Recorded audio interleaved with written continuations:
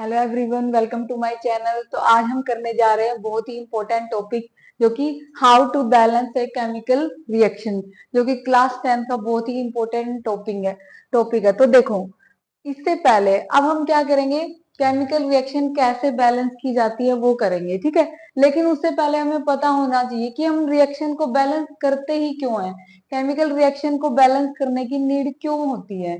तो देखो, why it is important to balance a chemical equation. तो एक हमारे पास होता है law of conservation of mass. तो इसको ओबे करने के लिए हमने केमिकल इक्वेशन को बैलेंस करना पड़ता है।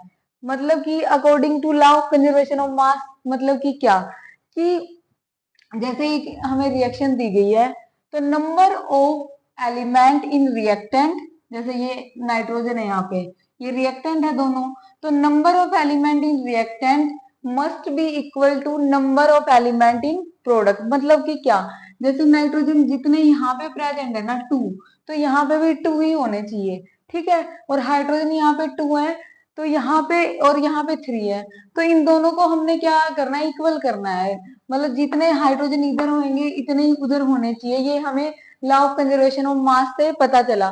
तो हमें केमिकल रिएक्शन को इसीलिए बैलेंस करना पड़ता है, ताकि दोनों तरफ element in reactant and element in product same हो सके, ठीक है। तो अब हम करते हैं प्रैक्टिस। तो जैसे हमारे पास फर्स्ट ये रिएक्शन है, हमें दिया गया है कि हमने नाइट्रोजन और हाइड्रोजन गैस की रिएक्शंस करवाई, तो अमोनिया यहाँ पे फॉर्म हो गया, ठीक है। तो देखो, यहाँ पे नाइट्रोजन कितने हैं, 2, और हाइड्रोजन भी इधर 2 है, जैसे यहाँ पे हम ऐसे लिख लेते हैं। तो यहाँ पे 2 है, तो हम क्या करें, एक बार के लिए यहाँ पे 2 लगा के देखें। तो हम ट्रायल एंड एरर मेथड से करेंगे। तो देखो, जब हमने यहाँ पे 2 लगाया ना, तो देखो, जब इसके बाहर 2 लग जाता है ना, तो उस 2 की मल्टीप्लाई इस नाइट्रोजन से भी होती है और इस हाइड्रोजन से भी होती है। तो यहाँ पे नाइट्रोजन तो 2 हो गए, लेकिन हाइड्रोजन की अमाउंट भी बढ़ गई। यहाँ पे हाइड्रोजन भी 3 2 जा 6 हो गए हैं, लेकिन देखो यहाँ पे हाइड्रोजन कितने हैं, 2 है, ठीक है। तो अब इनको भी, अब हमने नाइट्रोजन तो हमने सेम कर दी, तो हाइड्रोजन को सेम करने के लिए क्या करना पड़ेगा, हमें रिएक्टेंट में भी 6 बनाना पड़ेगा। तो हम यहाँ क्या करेंगे, 3 से मल्टीप्लाई कर देंगे। तो अभी आप देख सकते हैं, यहाँ पे नाइट्रोजन 2 है, प्रोडक्ट में भी नाइट्रोजन 2 है, हाइड्रोजन यहाँ पे 3 2 जा ऐसे मल्टीप्लाई होती है, 3 2 जा 6 6 है, और यहाँ पे भी 2 3 जा 6, तो हाइड्रोजन भी 6 है। तो इसका मतलब ये रिएक्शन अब क्या है, बिल्कुल प्रॉपर क्या है, बैलेंस्ड है। तो अब हम एक सेकंड एग्जांपल करते हैं, जो कि बहुत ही एक कॉमन रिएक्शन है फोटोसिंथेसिस की, ठीक है। C6H12O6 प्लस O2, ये सनलाइट की प्रेजेंस में होती है, हमें पता ही है। सॉरी, ये फोटोसिंथेसिस नहीं है, ये फोटोसिंथेसिस की अपोजिट रिएक्शन है, जो कि रेस्पिरेशन होती है। हम इसको ऐसे भी कर सकते हैं और इससे अपोजिट भी कर सकते हैं। तो यहाँ पे हो गया CO2 एंड वाटर, ठीक है।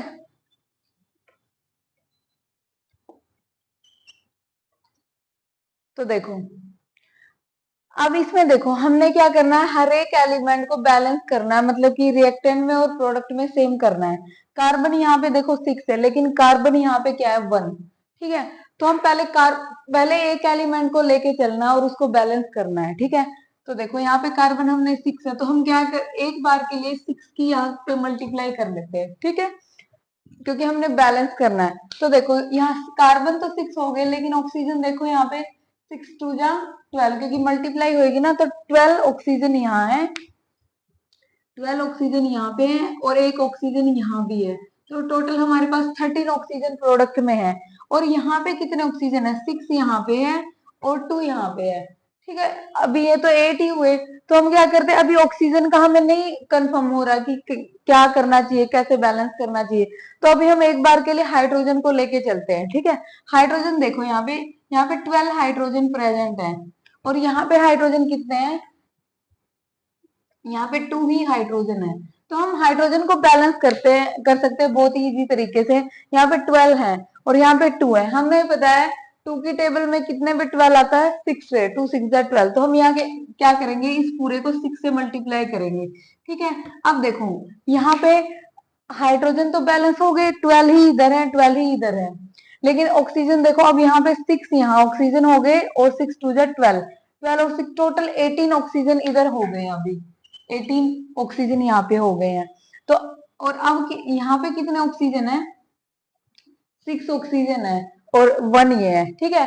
अगर हम क्या करें, यहाँ पे 6 है और यहाँ पे मैं क्या कर लू, इसको 12 बना दू, 12 और 6 टोटल क्या हो जाएंगे, 12 और 6 टोटल 18 हो जाएंगे। तो इसको मैं 12 कैसे बनाऊंगी, इसको 6 से मल्टीप्लाई करें। तो अब देखो, अब आप हर एक एलिमेंट को देखो, ये बैलेंस्ड है। देखो कार्बन यहाँ पे 6 है, यहाँ पे भी 6 कार्बन है, ठीक है। हाइड्रोजन यहाँ पे 12 है, यहाँ पे भी 12 हाइड्रोजन है, 6 टू 12, ठीक है। अब ऑक्सीजन यहाँ पे 6 और 12 ये 18, और ऐसे ही यहाँ पे 12 और 6 18 ऑक्सीजन, दोनों तरफ ही 18 ऑक्सीजन हो गए। तो ये रिएक्शन अब बैलेंस हो गई है, ठीक है। अब हम कोई दूसरा एग्जांपल लेते हैं, जैसे जिंक की रिएक्शन हाइड्रोक्लोरिक एसिड से हमने करवाई। अच्छा, मैं इसकी नेमिंग भी एक बार आपको बता देती हूँ। ये ग्लूकोज होता है हमारा, ये ऑक्सीजन है, ठीक है। ये हमारी कार्बन डाइऑक्साइड है और ये क्या है, वाटर, ठीक है। अब देखो जिंक की रिएक्शन हमने हाइड्रोक्लोरिक एसिड से करवाई है और यहाँ पे बना है जिंक क्लोराइड। इसकी फॉर्मेशन कैसे हुई है वो हमने प्रीवियस वीडियो में की है, लेकिन यहाँ पे सिर्फ हम क्या करें, रिएक्शन को बैलेंस कैसे करना है वो सीख रहे हैं, ठीक है। और H2, तो देखो अब ये क्या है हमारा जिंक, सॉरी ये हमारा जिंक है और ये हमारा क्या है, हाइड्रोक्लोरिक एसिड,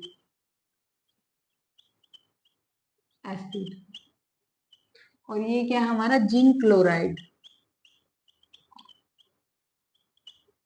हाइड्रोजन गैस। देखो केमिस्ट्री में फॉर्मूले के साथ साथ नेमिंग भी बहुत इंपॉर्टेंट है, तो आप सभी को इनकी नेमिंग भी पता होनी चाहिए। देखो अब हम इसको बैलेंस करेंगे। जिंक यहाँ पे कितने हैं, 1 है, यहाँ पे भी 1 है, तो जिंक तो पहले ही बैलेंस है। लेकिन क्लोरीन देखो यहाँ पे कितने हैं, 1 है, यहाँ पे 2 है, तो हम क्या कर लेंगे, इधर 2 बना लेते हैं, ठीक है। अब तीसरा कौन सा है, हाइड्रोजन। हाइड्रोजन देखो यहाँ पे 2 है, यहाँ पे भी 2 है, मतलब जब हमने क्लोरीन को बैलेंस किया ऑटोमेटिकली हाइड्रोजन अपने आप ही बैलेंस हो गए। तो अब ये रिएक्शन क्या हो चुकी है, प्रॉपर बैलेंस। आपको इसी तरह प्रैक्टिस करनी है, बहुत सारे एग्जांपल्स करने हैं, ट्रायल एंड एरर मेथड से एक एक एलिमेंट को लेके चलना है और उनको बैलेंस करना है। आई होप आपको बहुत अच्छे से समझ में आया होगा। कमेंट बॉक्स में कमेंट कीजिए अगर फिर भी आपको कोई डाउट है तो।